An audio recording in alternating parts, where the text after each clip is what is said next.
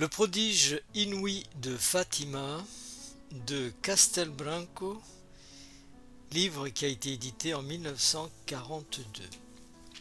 Première partie, les apparitions, chapitre 1er, une apparition imprévue le 13 mai 1917. Le dimanche 13 mai 1917, trois enfants du petit hameau d'Aljustel, paroisse de Fatima, gardaient les brebis de leurs parents dans un bas-fond appelé Cove d'Eiria. Cove veut dire cuvette. Donc c'était un endroit qui faisait une cuvette, qui était d'ailleurs formé un magnifique amphithéâtre naturel et qui était capable de recevoir de grandes foules comme ça se passera après dans le futur lorsque les apparitions se feront plus fréquentes. Donc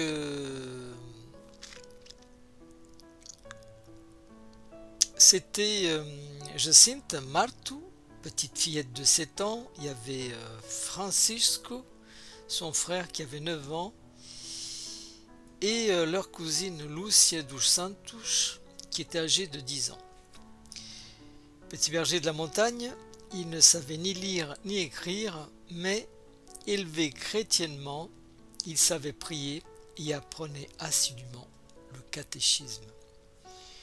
Lucie avait fait sa première communion privée. Ses parents possédaient à Cova d'Eiria, à 3 km de leur maison, une petite propriété inculte avec quelques chênes verts.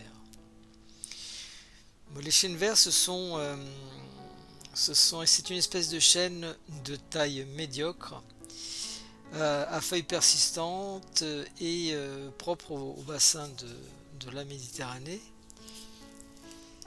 Et voilà, c'est au-dessus de ces chênes qu'est apparue ensuite la Vierge. Entendant sonner l'Angélus au clocher de Fatima, les trois petits bergers se mirent à genoux et récitèrent ensemble le chapelet. Après le chapelet, ils montèrent au sommet du coteau, décidés à construire une maison qui put leur servir d'abri les jours d'orage. Sans se douter d'ailleurs du symbolisme de leur geste enfantin, ils choisirent pour le fragile édifice l'emplacement même où s'élève aujourd'hui la majestueuse basilique de Notre-Dame de Fatima. Les petits architectes s'activaient ainsi à leur construction quand ils furent tout à coup frappés par l'apparition d'un éclair éblouissant. Effrayés tout d'abord, ils regardent le ciel, pas un nuage ne voit l'éclat du soleil. Craignant tout de même qu'un orage ne se forme de l'autre côté de la colline, ils poussent devant eux leurs brebis et dévalent en hâte le coteau. À mi-côte, ils voient un deuxième éclair encore plus puissant, encore plus éblouissant. Ils pressent le pas, mais arrivés au bas de la pente, en face de la chapelle actuelle des apparitions, ils s'arrêtent surpris et éblouis par une apparition merveilleuse. La belle dame. À 2 pas de distance, sur la touffe verdoyante d'un petit chêne vert, ils aperçoivent une belle dame, toute faite de lumière et plus resplendissante que le soleil, avec un geste de maternelle bonté. L'apparition les rassure. N'ayez pas peur, je ne vous ferai aucun mal. Et ils restent là, extasiés, à la contempler. La dame est de toute beauté. Elle semble avoir de 15 à 18 ans. La robe d'une blancheur de neige, serrée au cou par un cordon d'or, lui descend jusqu'aux pieds, qui se voient à peine. Effleurant les branches du chêne vert, un voile blanc brodé d'or lui couvre la tête et les épaules, et lui tombe jusqu'aux pieds comme la robe. Les mains sont jointes à la hauteur de la poitrine, dans l'attitude de la prière. Un chapelet de perles brillantes, avec une croix d'argent, pend à la main droite. Le visage d'une beauté inexprimable brille dans une auréole de soleil, mais semble voilé d'une légère tristesse. Après quelques minutes d'un silence extatique, Lucia ose demander: « D'où êtes-vous » ? « Je suis du ciel, » répond la dame. « Du ciel ? Et que venez-vous faire ici ? » « Je viens vous demander de venir ici 6 mois de suite, le 13 de chaque mois, à cette même heure, au mois d'octobre, je vous dirai qui je suis et ce que je désire. » Mise en confiance, Lucie poursuit. « Vous venez du ciel ? Et moi, est-ce que j'irai au ciel ? » « Oui, tu iras au ciel. » « Et Jacinta ? » ?»« Jacinta aussi. »« Et Francisco ?» L'apparition, se tournant vers le petit garçon, le fixe avec une expression mêlée de bonté et de maternel reproche. « Lui aussi, mais il faut d'abord qu'il récite beaucoup de chapelets. » Entendant Lucia parler de lui, Francisco commence à s'intéresser à cette conversation mystérieuse. « Mais je ne vois personne là, dit-il à Lucia. Jette-lui une pierre pour t'assurer qu'il y a quelqu'un. » Lucia, étonnée, dit alors à la dame: « Comment se fait-il que Francisco ne vous voit pas ?»« Dis-lui de réciter le chapelet, répond la dame, et il me verra aussi. » Lucia fait la commission à Francisco, prend son chapelet et commence à le réciter. Après 6 ou 7 Ave Maria, il voit tout à coup la belle dame dont l'éclat l'éblouit, mais il ne l'entend pas parler, quoiqu'il ait une bonne oreille. Entre-temps, Lucia continue à questionner l'apparition. « Est-ce que la petite Maria de Genève, décédée dernièrement, est au ciel ? » ?»« Oui, elle est au ciel. »« Et Amélie ? » ?»« Elle est encore au purgatoire. » Puis la dame leur demande une faveur. « Voulez-vous vous offrir à Dieu pour faire des sacrifices et accepter de bon cœur toutes les souffrances qu'il voudra bien vous envoyer, pour réparer tant de péchés qui offensent la majesté divine, obtenir la conversion des pécheurs et faire amende honorable pour tous les blasphèmes et offenses contre le cœur immaculé de Marie ? » « Oui, nous le voulons bien, » répond Lucia avec enthousiasme, au nom de tous les 3. Avec un geste maternel complaisance, la céleste dame laisse voir combien cette générosité lui fait plaisir, puis elle ajoute: « Vous aurez bientôt beaucoup à souffrir, et la grâce de Dieu vous aidera et vous donnera la force dont vous aurez besoin. » Dans un dernier document de 1941, Lucia ajoute qu'en disant cela, la dame ouvrit les mains qui étaient jointes, projetant sur eux un faisceau de lumière mystérieuse, à la fois si intense et si profonde qu'ils se sont vus eux-mêmes en Dieu plus nettement qu'on ne se voit dans le miroir le plus clair. Citation de Lucia.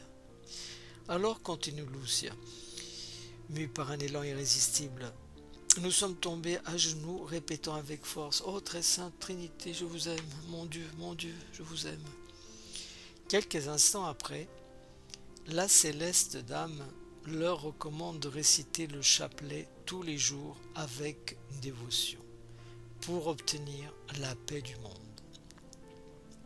Glissant alors dans l'espace sans remuer les pieds, l'apparition s'éloigna vers l'est et disparut dans la lumière du soleil. Après l'apparition, revenus de leur extase, les 3 petits voyants se confient leurs impressions. Tous les trois avaient vu ce qui les avait surtout frappés, c'est la bonté maternelle et la beauté ineffable de la céleste dame. Sa beauté, disait Lucia, m'a presque aveuglée, et cependant je ne me lassais pas de la regarder. Je n'aurais jamais pensé que la Sainte Vierge fût si belle. Jacinta avait tout entendu mais n'avait pas parlé. Francisco avait bien entendu Lucia, mais pas la dame. Il n'apprit les paroles de celle-ci que par ses petites compagnes. L'apparition leur semblait avoir duré une dizaine de minutes. Lucia avait un vague pressentiment que personne ne les croirait et qu'on pourrait même les gronder s'ils racontaient la belle aventure qui venait de leur arriver. Elle demanda donc à ses petits compagnons de n'en parler à personne, et ils lui promirent le secret. Remplis maintenant d'un bonheur céleste, les trois petits bergers n'avaient plus envie d'aller jouer. Tout en surveillant leur brebis, ils restaient là, absorbés dans la contemplation muette de ce qu'ils venaient de voir. Seule la petite Jacinta interrompait de temps en temps ce silence contemplatif. « Oh, la belle dame !» s'écria-t-elle en sautillant. « Mais c'est qu'elle est belle !» « Je vois d'ici, lui disait Lucia, que tu as encore tout raconté aux gens, que tu vas encore tout raconter aux gens. »« Oh, sois sans crainte, répliquait Jacinta, je saurais bien garder le secret. » Première contradiction. Mais le soir, lorsque la maman rentra à la maison, Jacinta courut au-devant d'elle sur la route pour lui faire part de la joyeuse nouvelle que son petit cœur ne pouvait plus contenir. « Maman, j'ai vu aujourd'hui la Sainte Vierge à Cova da Iria. »« Ça, je ne le crois pas. Serais-tu déjà une sainte pour voir la Sainte Vierge ?»« Mais c'est vrai, maman, » insista la fillette un peu mortifiée. À la maison, Jacinta recommença. « Maman, Francisco et moi, nous allons dire le chapelet. La Sainte Vierge nous l'a ordonné. » Un quart d'heure plus tard, l'enfant revint encore. « Maman, il faut dire le chapelet tous les jours, la Sainte Vierge le veut. » Pendant le souper, Jacinta, questionnée par la maman, raconta en détail devant toute la famille la merveilleuse apparition. La candeur de l'enfant, son émotion visible, la précision des moindres détails et la confirmation apportée par Francisco à la parole de sa petite sœur, tout cela laissa aux parents la conviction intime que quelque chose de mystérieux venait de se passer. Depuis ce moment d'ailleurs, la petite Jacinta devint une intrépide apôtre au sein de la famille. À force d'instances affectueuses, elle finit par obtenir la récitation quotidienne du chapelet en famille, et si parfois le travail faisait retarder la prière, Jacinta insistait avec tristesse. « Maman, j'ai déjà dit mon chapelet et toi tu ne l'as pas encore dit. » Sa mère déclara plus tard devant la commission d'enquête sous la foi du serment. C'est ainsi que ses enfants avaient appris de l'apparition, non seulement à réciter eux-mêmes le chapelet, mais encore à le faire réciter à tout le monde. Le bruit de cette mystérieuse apparition ne tarda pas à arriver aux oreilles de la mère de Lucia, qui finit par interrompre sa fille. Celle-ci lui raconta alors les faits avec simplicité. La mère, visiblement agacée, se borna d'abord à la traiter de menteuse, mais voyant ensuite que la rumeur allait croissant et se répandait partout, elle finit par se fâcher, frappa sa fille et voulut la forcer à se rétracter et à dire en public qu'elle avait menti. Entre-temps, le curé de Fatima, qui entendait tout le monde parler d'apparition, fit demander à la mère de Lucia de vouloir bien passer à la cure avec sa fille. La pauvre paysanne s'y rendit toute troublée, se lamentant que de tels malheurs n'arrivaient qu'à elle, et voulant forcer sa fille à rétracter devant le prêtre tout ce qu'elle avait affirmé, monsieur le curé tâcha de calmer la mère affolée, puis interrogea Lucia. L'enfant, intimidé, ne lui répondit que très brièvement, lui laissant une impression plutôt défavorable. Pour finir, il conseilla à la mère de laisser Lucia libre de retourner à Cova da Iria, mais de l'amener de nouveau à la cure si l'apparition recommençait. Au village, les gens couraient après les 3 enfants pour les interroger, mais presque personne n'ajoutait foi à leur récit. La plupart même les traitaient de menteurs. Comme l'apparition le leur avait annoncé, les contradictions commençaient à s'élever partout sur leurs pas. Mais les petits voyants maintenaient candidement leurs affirmations et annonçaient qu'ils retourneraient à Cove Deilia le 13 juin pour obéir à la dame.